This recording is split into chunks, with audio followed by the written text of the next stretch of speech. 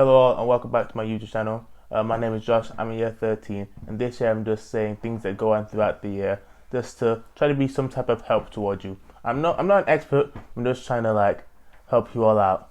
But before I get into today's video, I want to say a massive thank you to everyone who's subscribed right now. It's almost 100. That's very surprising to me. I didn't think I would have grown this much in just a bit over a month. I just want to say a massive thank you. And if you're watching now and you haven't subscribed, don't be shy, subscribe and join the family.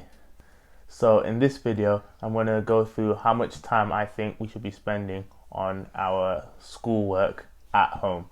Like my sixth form, they expect us to do 15 hours per week at home. So I'm just going to say how much I think we should be spending and how I think it's attainable for everyone else to do.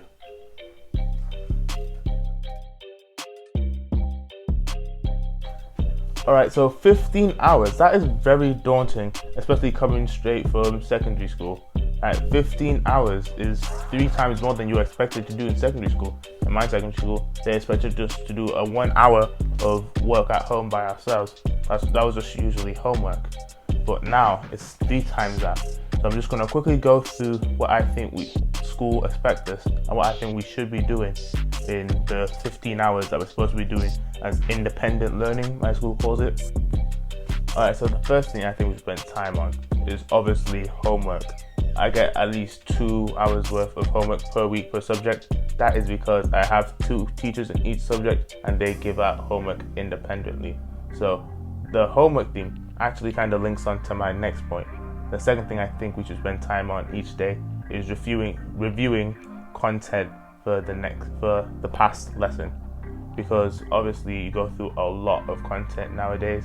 I remember last year in year 12 I was doing biological molecules for a long time, and each lesson had so much to go through, and I didn't necessarily did what I did now to the great extent, but I think if I had reviewed each lesson for a while each day, it would have helped me a lot. And also this leads on to my third point. Going into the next lesson, you need to know what you did in the last lesson. I know that sounds kind of complicated straight off your head, but I'm saying basically, if you had a class, for me, I have maths on a Friday. I don't have it again until the Saturday. I'm not Saturday, until Wednesday. Trust me, it's been a long day, my head's not here. So obviously I would have reviewed what I had learned on the Friday, and going back on the Tuesday night, I'm going to review that once again, so I still have that fresh in my memory. But I think it's very important in A levels that you do know what happened in the last lesson, because everything links. The biggest gap, biggest jump I think between GCSE and A level is that every single thing links. It's actually crazy when I first realized that, because it's not just always just a plain straightforward question. You need to know every aspect of the specification to do well, and especially not especially in every single exam, because it's not in the secondary school when they say units A to B are going to be in paper 1 and blah blah blah. In biology, every single topic can be on the paper, so you need to know the entire content inside and out. So the third thing that I think you should do during this time is reviewing content from, if you're in year 13, either from last year or the start of this year.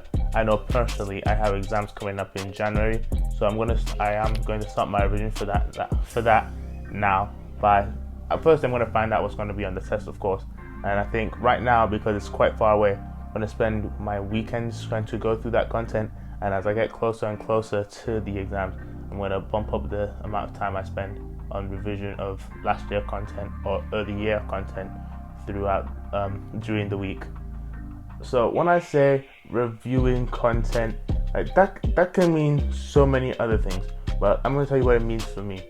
So if I'm reviewing content from the previous lesson or lesson a couple of days ago, what I first try to do in like my essay type of based subjects, like geography and biology, I first try to remember what I like the topic, and then I just try to spew everything I remember onto a piece of paper. Like this is my geography one. I write like definitions. I know that's pretty low level, but I also answer exam style questions and try to find all the links between the subjects.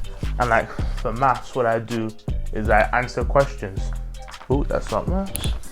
I answer questions. Like I go online to the textbook and I just answer questions. Or if I'm struggling on the topic, I watch a YouTube video, or I also read the textbook to help me out.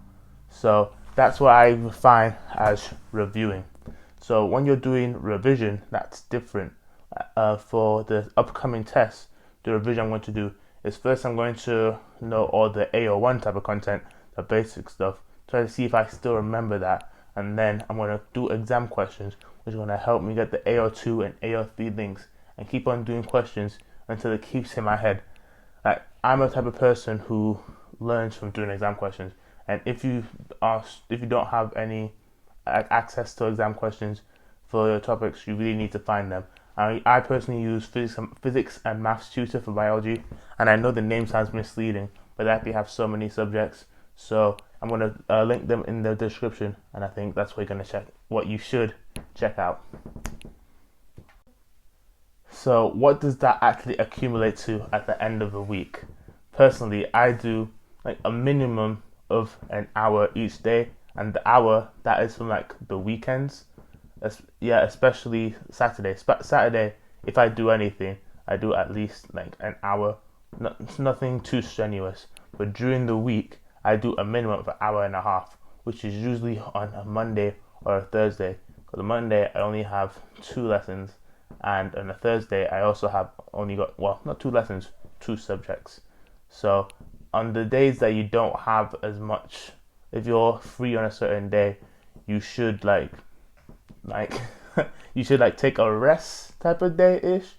But that's how I function. But if you would prefer to do more on the rest type of day, so you can have like an even distribution of stuff throughout the week, that would make sense. But this is how it works for me. And for me, on like the busiest day of the week, which is usually either a Tuesday or a Wednesday, I spend like up to 3 hours. And I know that sounds very daunting, but I've just told you what I've just spent the time on.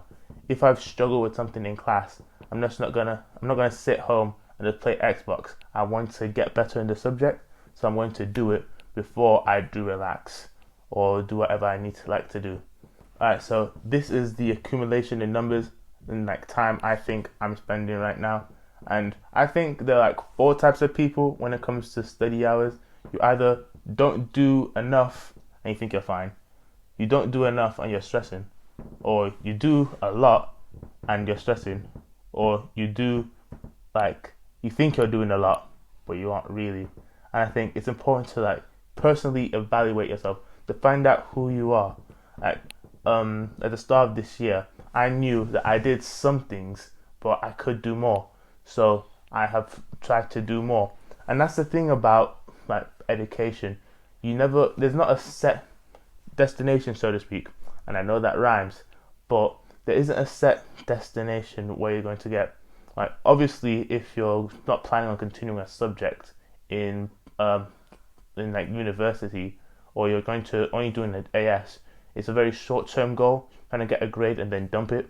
But if you're doing something, for me, I want to do data science, which is very maths heavy, so I'm going to try very hard in maths because I know it's going to help me to get where I want to be.